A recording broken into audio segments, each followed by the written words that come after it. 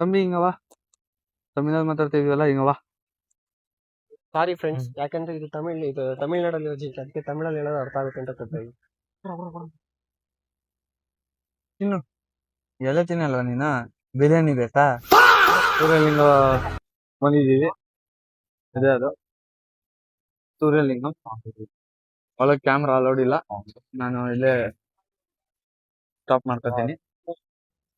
ಸೂರ್ಯಲಿಂಗ ಮುಗಿಸಿದ್ವಿ, ಅದ್ರ ಪಕ್ಕದಲ್ಲೇ ವರ್ಣಲಿಂಗ ಐತೆ.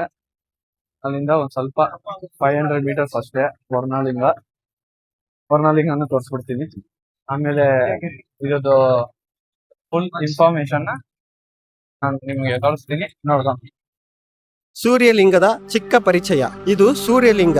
ಇದು ಸೂರ್ಯ ದೇವರಿಗೆ ಸಮರ್ಪಿಸಿದ ಪವಿತ್ರ ಶಿವಲಿಂಗವಾಗಿದೆ. ಗಿರಿವಲಂ ಮಾಡುವ ಭಕ್ತರು ಇಲ್ಲಿ ಶಿವನ ಕೃಪೆ ಮತ್ತು ಸೂರ್ಯದ ದೈವಕ್ಕೆ ಶಕ್ತಿಯನ್ನು ಪಡೆಯಲು ಪ್ರಾರ್ಥಿಸುತ್ತಾರೆ. ದರ್ಶನ ಪರವಾದ ಸೂರ್ಯಲಿಂಗದಿಂದ ಏನೇನು ನಮಗೆ ಅನುಗ್ರಹ ಆಗುತ್ತದೆ ಅಂದರೆ ಉತ್ತಮ ಆರೋಗ್ಯ, ಶಕ್ತಿ, ಅತ್ಯುತ್ತಮವಾದ ಯಶಸ್ವಿ ಮತ್ತು ಸಹಕಾರತ್ವ ಶಕ್ತಿಯನ್ನು ದೊರೆಯುತ್ತದೆ ಎಂದು ಭಕ್ತರು ನಂಬುತ್ತಾರೆ. ವರುಣಲಿಂಗದ ಚಿಕ್ಕದಾದ ಪರಿಚಯ. ಇದು ವರುಣಲಿಂಗ.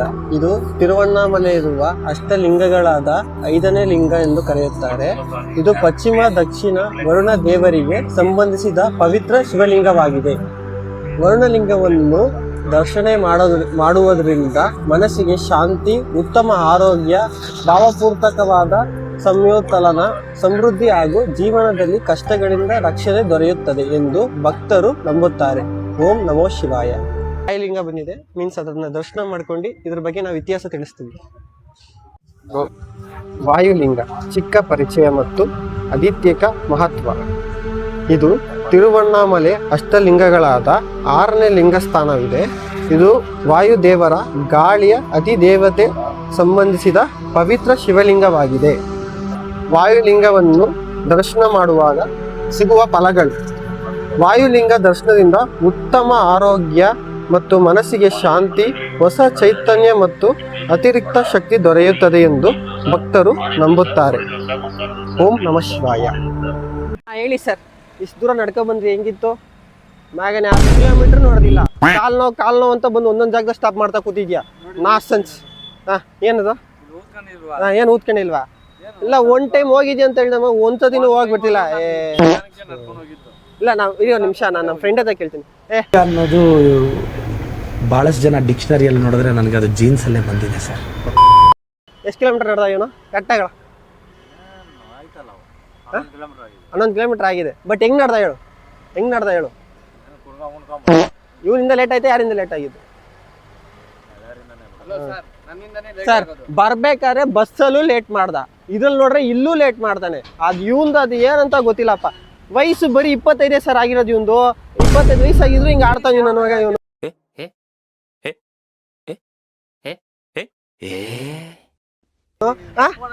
ನಮ್ಗೆಲ್ಲ 21 ವಯಸ್ಸಾಗಿದೆ, ನಾವು ಇದ್ರು ಬರ್ತಾ ಇದೀವಿ. ಇವ್ರು 25 ವಯಸ್ಸು ಆಗ್ಬಿಟ್ರೆ ಅದಂದೆ ಈಗ ಕೆಳಗೆ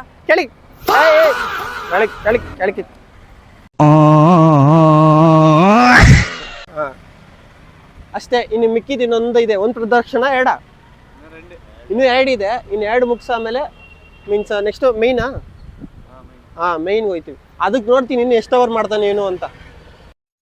7ನೇ ಲಿಂಗ ಕುಬೇರ ಲಿಂಗಕ್ಕೆ ಬಂದಿದ್ದೀವಿ. ಇದ್ರ ಸ್ಟೋರಿ ನಾವು ಹಾಕ್ತೀವಿ, ನೀವು ನೋಡಿ. ಕುಬೇರ ಲಿಂಗದ ಚಿಕ್ಕ ಪರಿಚಯ. ಇದು ತಿರುವಣ್ಣಾಮಲೆ ಇರುವ ಅಷ್ಟಲಿಂಗಗಳಾದ 7ನೇ ಲಿಂಗ ಎಂದು ಕರೆಯುತ್ತಾರೆ. ಇದು ಉತ್ತರ ದಕ್ಷಿಣ ಅಧಿದೇವತೆಯಾದ ಕುಬೇರ ದೇವರಿಗೆ, ಅಂದರೆ ಐಶ್ವರ್ಯ ಅಧಿಪತಿಯಾದ ಸಂಬಂಧಿಸಿದ ಪವಿತ್ರ ಶಿವಲಿಂಗವಾಗಿದೆ. ಲಿಂಗದನ್ನು ದರ್ಶನ ಮಾಡಿರುವ ಫಲಗಳೇನೆಂದರೆ ಕುಬೇರಲಿಂಗದ ದರ್ಶನದಿಂದ ಐಶ್ವರ್ಯ ಮತ್ತೆ ಸಮೃದ್ಧಿ, ವ್ಯವಹಾರದಲ್ಲಿ ಯಶಸ್ವಿ ಮತ್ತು ಜೀವನ ಶುಭಗಳನ್ನು ದೊರೆಯುತ್ತದೆ ಎಂದು ಭಕ್ತಾದಿಗಳು ನಂಬುತ್ತಾರೆ. ಓಂ ನಮಃ ಶಿವಾಯ. ಇಷ್ಟು ಶ್ರಮದಿಂದ ಬರೋದಕ್ಕೆ ಏನ್ ಹೇಳ್ತೀರಾ ನೀವು? ಹೇಳಿ ನವೀನರೇ, ನೀವೇನ್ ಹೇಳ್ತೀರಾ? ಶ್ರಮ ಜಾಸ್ತಿ ಇತ್ತಾ? ಇನ್ನೊಂದ್ ಸ್ವಲ್ಪ ಜೋರಾಗಿ ಹೇಳ್ತೀರಾ? ಏನೋ ಹೇಳ್ತವ್ರೆ ಅಂತ ಕೇಳಿಸ್ಕೋಬೇಕಷ್ಟೇ, ಅದ್ ಬಿಟ್ರೆ ಬೇರೆ ಇಲ್ಲ. ಇಲ್ಲಿ ಒಬ್ರವ್ರೆ ನಮ್ ಸಾಹೇಬ್ರು, ಅವ್ರ ಮೇನ್ ಶ್ರಮ ಪಟ್ಟಿದ್ದು ಜಾಸ್ತಿ. ಯಾಕಂದ್ರೆ ನಮ್ ಕಾಲಲ್ಲಿ ನೋಡಿ ಹೆಂಗಿದೆ, ಅವ್ರ ಕಾಲ್ ಚೆಕ್ ಮಾಡಿ ಹೆಂಗಿದೆ ಅಂತ.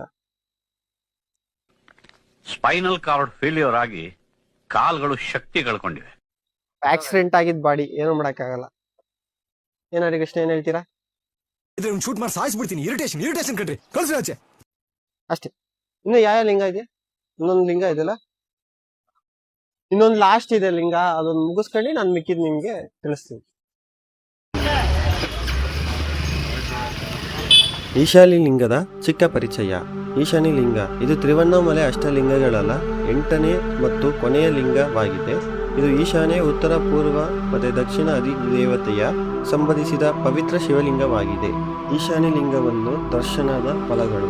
ಈಶಾನ್ಯ ಲಿಂಗದ ದರ್ಶನದಿಂದ ಆತ್ಮಾರ್ಥಿಕ ಬೆಳವಣಿಗೆ ಮತ್ತು ಮನಸ್ಸಿಗೆ ಶಾಂತಿ, ಧನ್ಯದಲ್ಲಿ ಏಕಾಗ್ರತೆ ಮತ್ತು ಶಿವನ ವಿಶೇಷ ಕೃಪೆ ದೊರೆಯುತ್ತದೆ ಎಂದು ಭಕ್ತರು ನಂಬುತ್ತಾರೆ.